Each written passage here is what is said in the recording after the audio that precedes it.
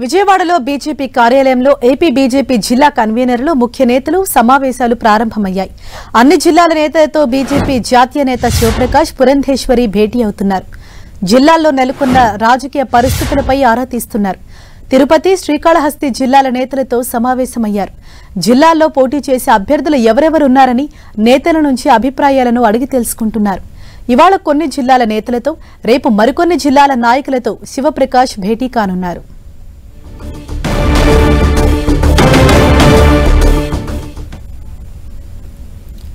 ఈ భేటీకి సంబంధించి మరిన్ని డీటెయిల్స్ అందించేందుకు మా ప్రతినిధి నరసింహ మనకు అందుబాటులో ఉన్నారు. నరసింహ,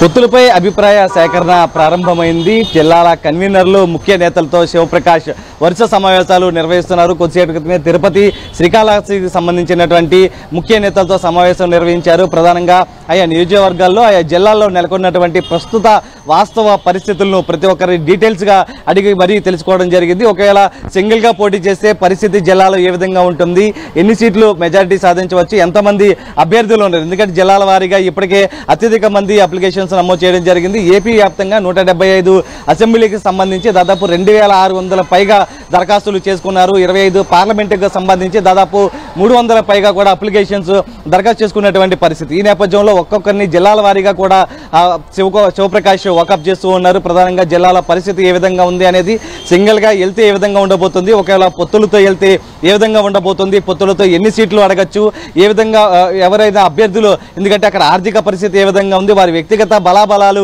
ఏ విధంగా ఉన్నాయి అనేది ప్రతిదీ కూడా కన్వీనర్ల నుంచి అభిప్రాయ సేకరణ అయితే ప్రస్తుతం చేస్తున్నారు. ప్రధానంగా సమావేశంలో పురంధేశ్వరితో పాటు బీజేపీ ఏపీ సంఘటన కార్యదర్శి మధుకర్తో పాటు జాతీయ కార్యవర్గులైనటువంటి సోము వీర్రాజు, మాజీ ముఖ్యమంత్రి నల్లారి కిరణ్ కుమార్ రెడ్డితో పాటు సత్యకుమార్ మాత్రమే సమావేశంలో ఉండడం జరుగుతుంది. వీరి సమక్షంలో ప్రధానంగా అంతే వీరి ఒక విధంగా బీజేపీ జాతీయ కోర్ కమిటీ సభ్యులుగా చూస్తూ ఉంటారు. శివప్రకాష్ మొత్తం కూడా వీరందరితో జిల్లాల కన్వీనర్లు, ఇన్ఛార్జీలతో సమావేశం సమయంలో కూడా ఇదే అభిప్రాయ సేకరణ అయితే ప్రస్తుతం చేస్తున్నటువంటి పరిస్థితి. గతంలో కూడా ఎవరైతే ముఖ్య క్యాండిడేట్లు ఎవరైతే ఉన్నారో వారు పోటీ చేసేందుకు గతంలో బీజేపీతో ఉన్నటువంటి సంబంధాలు ఏ విధంగా, పార్టీ యాక్టివిటీస్లో పాల్గొన్నారు, వారి ఆర్థిక పరిస్థితి ఏంటి, వారి వ్యక్తిగత బలాబలగాలు ఏంటి, ఇలా ప్రతిదీ కూడా అడిగి తెలుసుకున్నటువంటి ముఖ్యంగా తిరుపతి, శ్రీకాళహస్తి జిల్లా నేతలతో మాట్లాడిన సందర్భంలో కూడా శివప్రకాష్ ఇవే మ్యాటర్ను కూడా వారి నుంచి అడగడం జరిగింది. ఎందుకంటే మొత్తంగా అత్యధికంగా అప్లికేషన్స్ కూడా రావడం జరిగింది. ఒకవైపు ఒక వర్గం నుంచి అయితే ఇండివిజువల్గా వెళ్తేనే మాత్రం మాకు పోటీ చేసే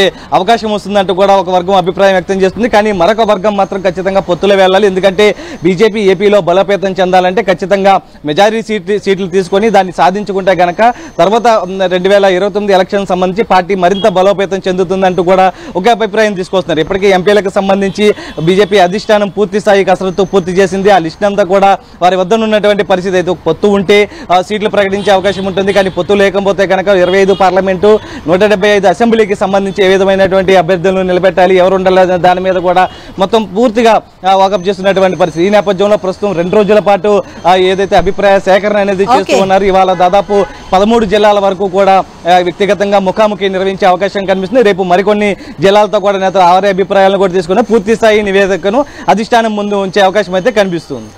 థ్యాంక్ యూ నరసింహ.